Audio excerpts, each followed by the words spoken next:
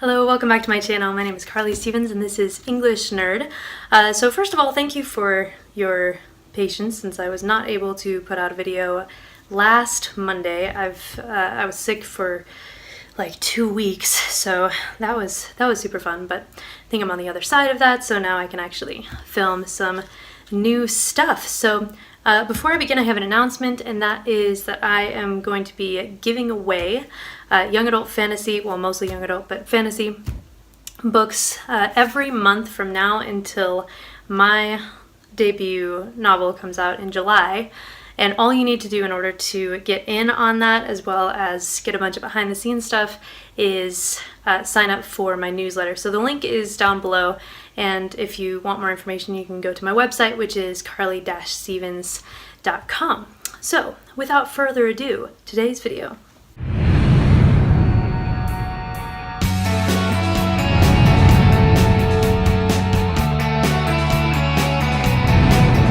So today I wanted to share with you 5 things that The Office taught me about writing. A couple of weeks ago I did a video about what Gordon Ramsay taught me about writing. I'll include that one down below if you didn't get the chance to see that as well. But I am of the opinion that, especially if you are doing something creative, if you're in a creative career or if you have a creative hobby, then you can learn from just about anything if you just have your eyes open. So I've been rewatching The Office, as I frequently do, and there are 5 things that I have come to realize partially through rewatching that series. And here they are. Number 1 is that characters are what make a story interesting even more than plot. You have to have good characters. So for instance, if somebody were to come up to you and give you just the skeletal pitch, if you didn't know anything else, the skeletal pitch for The Office as a story idea, or the Star Wars prequels, you know, which one would you go for? Now, to my shame, I would go for the Star Wars prequels plot every day of the week, but that's because just plot-wise, that one sounds more interesting. But of course, we know that that fell flat on its face because of many, many issues, but partially because the characters were just so lame and not compelling at all. On the other hand, you have this story of just a working office where the characters are really well fleshed out and fascinating and conflict with each other in a bunch of different ways. So character is crucially important, even more so than the plot that you put them in. So number 2 is related. If characters are the thing that will keep your audience hooked more even than what happens to those characters, then the characters need to have distinct voices. They can't all just be bland versions or, you know, the same exciting version of the same character over and over again, because that's not going to create conflict and it's not going to be half as interesting. So one person that I think does this really well, and it should surprise no one, of course, is J.K. Rowling. In fact, I'm really amazed how she can do this. I have a fairly large cast for my novel, and yet it comes nowhere near the size of J.K. Rowling's cast, and yet you get the sense that each person has a very distinct voice. If you just take Harry, Ron, and Hermione, you almost don't need the dialogue tags because they're so distinct in the way that they are. The Office is the same way. Michael is not like Dwight, is not like Jim, is not like Pam, is not like the other characters. Everybody is very, very distinct and has a separate voice. Not everybody is snarky, and not everybody is passive. I mean, it's just a huge range. And so when you're writing and when I'm writing, let's try to make sure that all the characters are distinct enough that you don't really need to even clarify at times who is speaking or acting, because who would speak or act like that? Only this person, right? So that is just a great way to keep your audience hooked, because you not only have one good character, but you have a range of character types all interacting with each other. That alone, just having the distinction between characters, can be enough to create conflict. I mean, that's pretty much what the conflict is in The Office. Okay, number 3, and you'll notice that these are pretty much all character notes, and I will not apologize for that. Number 3 is that relatability is key. No matter what genre you're in, you could be writing something that is just wildly bizarre and wacky, and you still need to have relatable characters in order for your story to really come off well.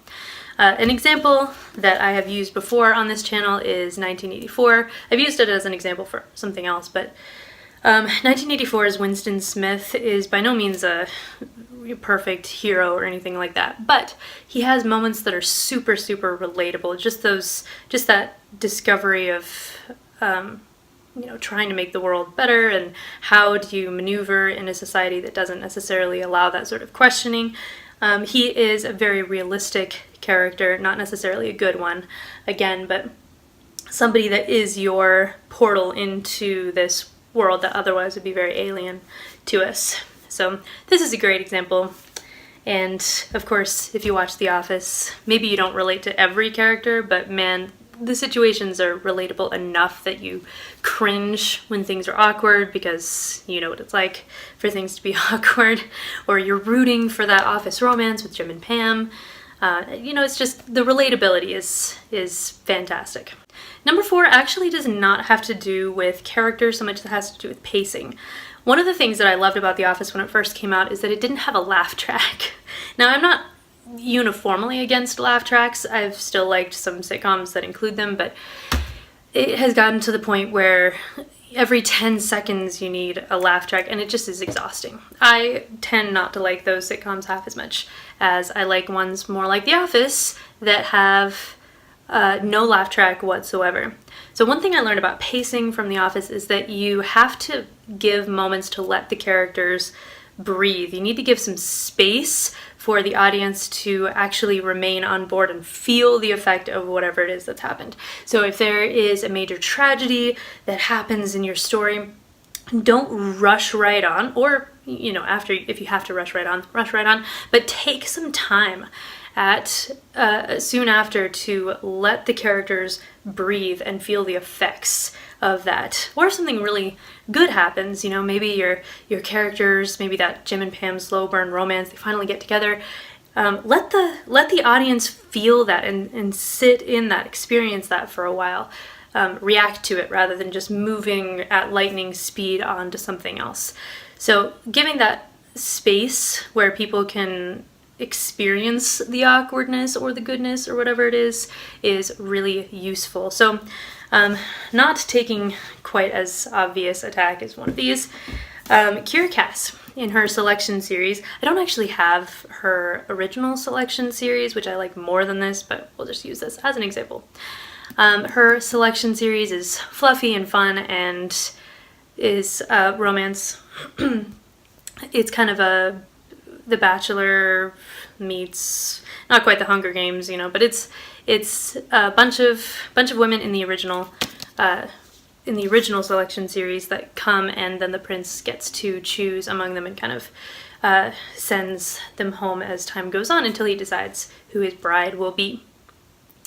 In that, it's not just one thing after another after another. There are moments when you actually get to sit and think with the main characters, and that's such a valuable thing to pacing. So I would suggest, pacing-wise, to read these books. Again, this one's not my favorite, the duology that comes after the selection series, but this is the only one that I own. All the rest I borrowed from my sister. So, yes, let your characters react. And then finally, number 5 has to do with characters again, because of course it does. The last thing that The Office really demonstrated to me is that you shouldn't have a character that is all good or all bad. Both of those types of characters are not going to be compelling, they're not going to be relatable, they're not going to matter to the audience. You have to have characters that are a mix. So you take Michael, for instance, Michael Scott from The Office. He's a terrible human being in so many ways. But at the same time, we see these glimpses of really positive humanity. Like I just watched the other day, the episode where Pam has an art show and she has all of her art up on the walls, and she's invited everybody from the office to come and support her, and nobody comes except for her then boyfriend Roy, who's glad that he's the only one there. He's a loser. But then at the very end, as she's starting to take down her art, Michael Scott comes and says that he's so proud of her, and he buys one of the pieces of art and puts it up in the office. And it's just this really sweet moment that shows a good side of him as well. You also don't want characters that are all good.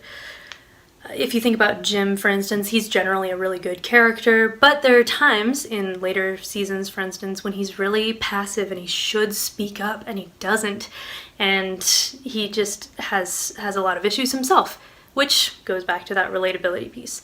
So the best example that I have seen of that in recent years is this book. This is the first time I'm featuring it on this channel, but oh my gosh, oh my gosh, oh my gosh, oh my gosh. I love this book so much. I just finished it while I was sick. It's called Iago by Nicole Galland, and it tells the story of Iago from Othello. I bought it just because of the title, because I think the character is so interesting. And in Othello, you can make the case that Iago is evil personified. There's even these hints throughout, right at the beginning and right at the end specifically, that suggest that he's the devil incarnate. He's actually all bad. But Galland does an amazing job just showing us that there are positive aspects to his character as well. He's deeply, deeply, deeply flawed, and everything goes terribly wrong, and I cried like a child. But he is so much more of a compelling character in this story because he is a mix of both those good and bad things. We see the potential and we see how he doesn't live up to it.